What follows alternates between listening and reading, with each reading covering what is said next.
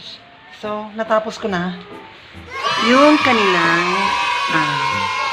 ngat-ngatan ng kanilang ganunan ng kanilang kuko. Yung scratch, nail scratch ng ng pusa.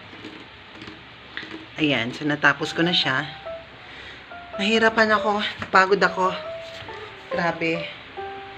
So, sa mga farm mom tsaka sa for dad, kung afford nyong bumili, may nabibili nito. Ako hindi ko afford, kaya bumili na lang ako ng tali at ginawa ko ng ganito. Sana maging useful sa kanila yan.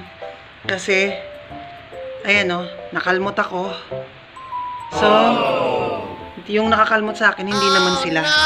Yung nandoon sa labas, nagkaroon ako ng tetano, hindi ko may angat yung kamay ko. Nakalmot ako 2 days. Pangatlong araw na mula ngayon. So, kahapon tsaka ngayon, nangangawit yung kamay ko, left hand ko. Masakit, nangangawit, hindi ko may angat ng gusto. Kaya, ang ginawa ko, nagpaturok ako kanina ng anti-rabies at saka ng anti-tetano. Ayun, nagagalaw ko na siya at nawala na yung pangangawit at saka yung sakit, konti na lang, hindi na masyado masakit yung buong braso ko.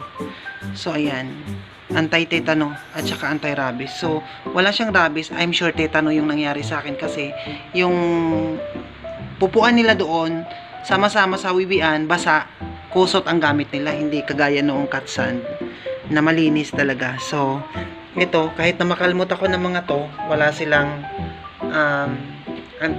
wala silang tetano kasi malinis, nandito sila sa loob ng bahay. Ayan o. Yung nandun lang sa labas, yung nakakalmot sa akin nung isang araw, kaya medyo haggard. Ano kayang kailangan ng mga to dito?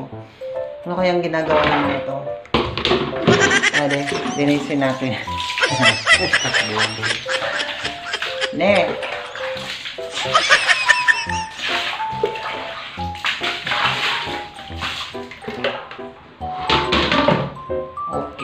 So, mga best, tapos na. Ayan na siya. Sana po maging useful at ma-discover nila yan. Thank you. Magpapahinga na ako. Pagod na pagod ako. Sobra. Grabe. Ayan. Diba? Appreciate ko na lang yung effort ko. Sana ma-appreciate ng mga